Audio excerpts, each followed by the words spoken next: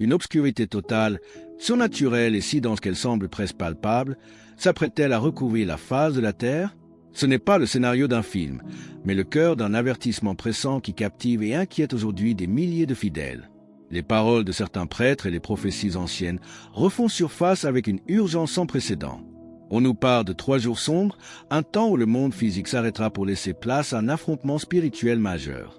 Pourquoi cet avertissement surgit-il avec autant de force en ce moment précis de notre histoire? S'agit-il d'un simple alarmisme ou d'un appel divin et aimant à réveiller nos consciences assoupies avant qu'il ne soit trop tard? Bienvenue à vous tous. Comme petit merci de nous rejoindre aujourd'hui, nous offrons un moment de bénédiction partagée. Commentez avec le mot foi, si vous êtes aberto à recevoir une pensée finale spéciale dédiée à tous ceux qui participent. Et s'il vous plaît, appuyez sur j'aime si vous appréciez ces moments. Restez bien avec nous, car au fur et à mesure que notre histoire se déroule, nous découvrirons une perspective sur ces événements à venir qui pourraient vraiment vous surprendre et transformer votre manière de prier. Cette prophétie des 3 jours de ténèbres n'est pas une invention récente des réseaux sociaux. Elle traverse les siècles, portée par des figures de sainteté reconnues comme la Béate Anna Maria Teggi au XIXe siècle ou encore le très aimé Padre Pio au XXe siècle. Tous ont évoqué cette période où les forces du mal sembleront déchaînées, non pas pour détruire l'humanité par pure cruauté, mais comme une ultime purification de la terre. Dans cette perspective, la pénombre extérieure ne fait que refléter l'obscurité spirituelle dans laquelle l'humanité s'est progressivement enfoncée, oubliant son Créateur. Pourtant, le message central transmis à travers les voyants et les prêtres courageux n'est pas un message de terreur, mais un cri d'amour maternel. Lorsqu'une mère avertit ses enfants d'une tempête imminente, elle ne cherche pas à les terrifier, mais à les abriter sous son toit. De la même manière, la Vierge Marie nous appelle aujourd'hui à chercher refuge. Elle nous invite à nous équiper de la plus puissante des armes spirituelles, le Saint-Rosaire. Ce n'est pas une simple répétition machinale de mots, mais une véritable armure pour l'âme, un lien incassable avec le ciel capable de traverser les ténèbres les plus épaisses. Mais comment une simple prière peut-elle porter une telle puissance face à une menace aussi vaste? Pour comprendre la portée de ces avertissements, il faut regarder avec honnêteté le monde qui nous entoure. Nous traversons une époque marquée par une profonde confusion morale et spirituelle où la foi semble s'éteindre dans le cœur de beaucoup. Les églises se vident, les valeurs fondamentales sont tournées en dérision et l'indifférence envers le divin devient la norme. C'est précisément au milieu de cette dérive que retentit l'appel pressant à la prière. Ce n'est pas un hasard si ces messages se font plus insistants aujourd'hui et répondent à une urgence spirituelle sans précédent où chaque âme compte et où le temps presse. Dans le livre du prophète Ésaïe, il est écrit « Le peuple qui marchait dans les ténèbres a vu une grande lumière. Sur ceux qui habitaient le pays de l'ombre de la mort, une lumière a resplendi. » Ésaïe 9h1. Cette promesse biblique résonne fortement avec la situation actuelle. Alors que l'ombre du doute et de la division s'étend sur la société, la prière demeure cette clarté divine capable d'éclairer les chemins les plus sombres. Le chapelet n'est pas un remède superstitieux ou un talisman magique, mais une rencontre vivante avec le Christ par les yeux de sa mère, transformant la peur en une confiance inébranlable. Beaucoup de catholiques vivent malheureusement une foi d'apparence, une religion faite de coutumes extérieures sans véritable transformation du cœur. Or, face aux épreuves qui s'annoncent, une foi de façade ne pourra pas tenir debout. Elle s'effondrera comme une maison bâtie sur le sable.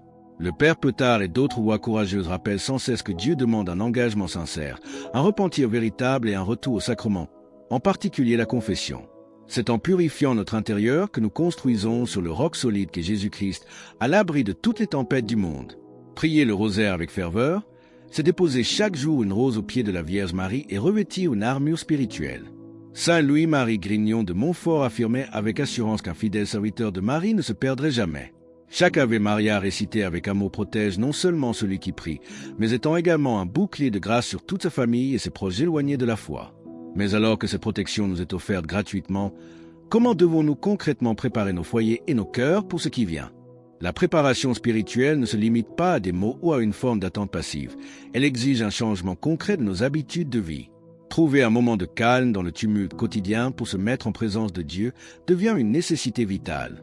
Que ce soit dans l'intimité d'une chambre, dans un coin paisible du salon ou devant une image sainte, ce temps de recueillement nous permet de détacher notre esprit des bruits du monde. Faire le signe de croix avec lenteur et dévotion, c'est déjà invoquer la très sainte Trinité et marquer notre corps et notre esprit du sceau de la protection divine. Dans l'Évangile selon saint Jean, le Christ nous adresse ces paroles fondamentales. « Moi, je suis la lumière du monde. Celui qui me suit ne marchera pas dans les ténèbres, mais il aura la lumière de la vie. » Jean 8h12. Méditer sur cette vérité apporte un soulagement profond. Même lorsque les prophéties évoquent des heures sombres pour l'humanité, celui qui demeure uni au Christ porte en lui une clarté inextinguible. Le rosaire est précisément cet outil merveilleux qui nous replonge constamment dans la vie du Sauveur, illuminant nos doutes et chassant l'angoisse par la certitude de son amour triomphant. Au-delà de la prière personnelle, les traditions et révélations privées reconnues par la sagesse de l'Église soulignent l'importance des sacramentaux au sein du foyer. L'usage de l'eau bénite, aspergée avec foi sur nos maisons, et la présence de cierges bénis rappellent que notre environnement matériel doit lui aussi être consacré à Dieu. Ces signes extérieurs ne sont pas des objets magiques, mais des expressions d'obéissance et de confiance filiale. Ils matérialisent notre volonté de fermer la porte au mal et d'ouvrir grand notre demeure à la présence des anges et de la grâce. Ainsi, la véritable préparation commence par la transformation de nos cœurs et la sanctification de nos foyers. En méditant les mystères du rosaire, de la joie de l'incarnation aux douleurs du calvaire, jusqu'à la gloire de la résurrection, nous recevons la force nécessaire pour traverser n'importe quelle épreuve. Mais que se passe-t-il lorsque la peur de l'avenir ou le poids de nos fautes passées cherche à paralyser notre élan spirituel? Le piège le plus redoutable posé sur notre chemin spirituel est sans doute la peur paralysante. Lorsque nous entendons parler de grandes tribulations, d'épreuves à venir ou d'avertissements urgents, le découragement peut tenter d'envahir notre esprit. L'ennemi cherche à nous faire croire que nos erreurs passées sont trop lourdes, que notre foi est trop faible ou qu'il est déjà trop tard pour être sauvé. C'est un mensonge destructeur. La miséricorde de Dieu est un océan infini qui ne demande qu'à engloutir nos faiblesses, pourvu que nous fassions un seul pas sincère vers le repentir. Dans le livre des psaumes, le roi David chante avec une confiance inébranlable. « Même quand je marche dans la vallée de l'ombre de la mort, je ne crains aucun mal, car tu es avec moi, ta houlette et ton bâton me rassurent. » Psaume 23h4. Ces mots éternels nous rappellent que Dieu ne nous promet pas l'absence de tempête, mais sa présence constante à nos côtés au milieu d'elles. La prière n'élimine pas toujours les difficultés, mais elle nous donne la grâce, la paix et le courage supranaturel nécessaires pour traverser les moments les plus sombres sans jamais sombrer dans le désespoir. Si ce message résonne profondément en vous et que vous vous sentez poussé à affirmer votre foi en cet instant, partagez Amen dans les commentaires ci-dessous. Revenir à Dieu exige de passer par le magnifique sacrement de la réconciliation. La confession n'est pas un tribunal où l'on vient pour être condamné, mais un hôpital spirituel où le Christ lui-même guérit les blessures de notre âme. Déposer le fardeau de ses péchés aux pieds d'un prêtre permet de retrouver une liberté intérieure inestimable et d'enfiler une véritable armure de lumière. En sortant du confessionnal, lavé et renouvelé par la grâce, le croyant ne craint plus l'avenir, car il sait que son âme repose en toute sécurité dans les mains du Père Très-Haut. Cette paix profonde que procure le pardon divin est le véritable trésor que nous devons conserver précieusement. Elle nous permet de regarder les signes des temps non pas avec effroi, mais avec la maturité et la sérénité des enfants de Dieu. Mais une fois notre propre cœur apaisé et fortifié par les sacrements, quel rôle devons-nous jouer auprès de nos proches, de nos familles et du monde qui nous entoure? Notre foi n'est pas une lumière destinée à rester cachée sous un boisseau, mais un flambeau appelé à éclairer notre entourage. Lorsque nous recevons la grâce de la prière et la paix de la réconciliation, nous devenons des canaux de la bénédiction divine pour nos foyers. Les mères, les pères, les grands-parents qui prient le rosaire avec régularité créent autour de leur maison un véritable bouclier spirituel. Même lorsque nos enfants ou nos proches se sont éloignés des voies de la foi, le rosaire récité à leurs intentions agit en silence, déposant dans leur cœur des semences de conversion qui porteront leurs fruits en temps voulu. Il y a une immense consolation à savoir que la Mère de Dieu recueille chacune de nos intentions et les présente à son Fils. Comme lors des noces de Cana, la Vierge Maria voit les manques, les fragilités et les détresses de nos familles avant même que nous ne sachions les exprimer. Sa prière d'intercession est si puissante qu'elle attire la miséricorde là où régnait la sécheresse. C'est pourquoi l'urgence de notre époque ne doit pas nous pousser à l'agitation ou aux disputes stériles avec ceux qui ne croient pas, mais à un amour redoublé et à une présence priante attentive. Les messages qui traversent notre siècle rappellent souvent que les véritables batailles de notre temps ne sont pas contre la chair et le sang, mais contre des forces spirituelles. Face à la confusion ambiante, la simplicité de l'Évangile demeure notre plus haute boussole. En maintenant un climat de paix, de pardon et d'espérance au sein de notre foyer, nous offrons à nos proches un havre de sécurité où ils pourront trouver refuge quand les certitudes humaines s'effondreront. En persévérant quotidiennement dans l'oraison, nous nous préparons à devenir des repères pour les autres, des phares de sérénité au milieu des tourmentes de l'histoire. Mais comment garder cette constance jour après jour lorsque le doute ou la fatigue cherchent à entamer notre détermination? La constance dans la prière est la clé qui ouvre les portes de la grâce divine. Il est bien naturel d'éprouver des moments de lassitude ou d'hésitation, car le chemin de la foi n'est pas un long fleuve tranquille. Cependant, C'est précisément dans la régularité et la persévérance que se forge une âme véritablement ancrée en Dieu. Répéter les mêmes Ave Maria jour après jour peut parfois sembler ordinaire, mais chaque grain du chapelet égrené avec amour tisse un lien indestructible entre le ciel et notre quotidien. Lorsque nous contemplons l'histoire du salut, nous constatons que les plus grandes victoires spirituelles ont été remportées par l'humilité et la fidélité dans les petites choses. La promesse du triomphe du cœur immaculé de Marie, faite autrefois à Fatima et rappelée à travers tant de messages contemporains, ne s'accomplira pas par la force humaine ou la puissance des armes, mais par la prière humble et fervente des croyants.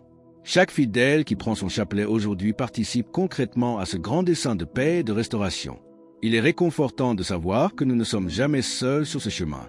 Partout dans le monde, des milliers de personnes partagent cette même soif de vérité, ce même amour pour le Seigneur et cette même dévotion envers sa Sainte Mère. Cette union invisible des cœurs forme une immense chaîne de prières capable de traverser les frontières et d'apporter la lumière là où règne la solitude et le doute. Ensemble, portés par une espérance commune, nous devenons un peuple uni, marchant avec une confiance renouvelée. Pour rejoindre notre communauté et ne manquer aucune histoire inspirante, pensez à cliquer sur « J'aime » et à vous abonner. Cette démarche partagée nous rappelle la valeur inestimable de la fraternité spirituelle. En nous soutenant mutuellement par nos prières, nous renforçons notre résolution à demeurer fidèles, quoi qu'il arrive. Les prophéties ne sont pas destinées à nous terrifier, mais à nous réveiller, à raviver la flamme de notre foi et à nous préparer à accueillir la grâce surabondante que Dieu réserve à ceux qui se confient en lui. Lorsque les ténèbres semblent s'épaissir autour de nous, souvenons-nous que la nuit est toujours la plus sombre juste avant l'aube. La lumière du Christ est la certitude ultime qui guide nos pas et illumine notre avenir. Il suffit d'un cœur contrit, d'une âme sincère et d'un chapelet entre les mains pour transformer toute inquiétude en un hymne de louange. Mais alors que nous approchons du terme de cette réflexion fondamentale, quelle ultime vérité devons-nous graver dans notre mémoire pour traverser sereinement les jours décisifs qui s'annoncent? Au terme de ce parcours, une certitude fondamentale s'impose à notre esprit. La peur n'a pas le dernier mot, car l'amour divin surpasse toute menace. Les avertissements transmis à travers les siècles et rappelés avec tant d'insistance par les voix catholiques contemporaines ne sont pas des condamnations, mais des appels vibrant à la conversion du cœur. Les épreuves, aussi sombres qu'elles puissent paraître, ne sont que le passage étroit qui mène à une purifiante et glorieuse lumière.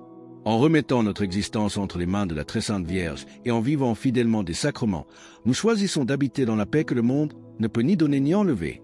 Chaque chapelet récité, chaque confession sincère et chaque geste de pardon envers autrui sont autant de victoires emportées sur les ténèbres. Le Père Petard et la tradition constante de l'Église nous rappellent que la vraie préparation est celle de l'âme, lavée par la grâce et habillée de la foi. Quand viendra le temps des décisions cruciales, ceux qui auront bâti leur demeure sur le roc qu'est le Christ ne seront pas ébranlés. Ils traverseront la nuit avec la certitude inébranlable que le soleil de la justice divine se lèvera à nouveau, apportant la guérison, la restauration et le triomphe de la paix. Que cette espérance vivante habite désormais vos cœurs et éloigne à jamais l'angoisse. Portons ensemble cette lumière autour de nous, devenant des témoins d'amour, de prière et de confiance pour tous ceux qui cherchent leur chemin. Alors que nous concluons sur ce message de foi et de protection, nous vous invitons à déclarer votre foi. Commentez Jésus est roi ci-dessous pour affirmer cette vérité avec nous. Et votre parcours ne doit pas s'arrêter ici. Cliquez sur la vidéo qui apparaît maintenant sur votre écran pour un autre message puissant que nous avons préparé pour vous.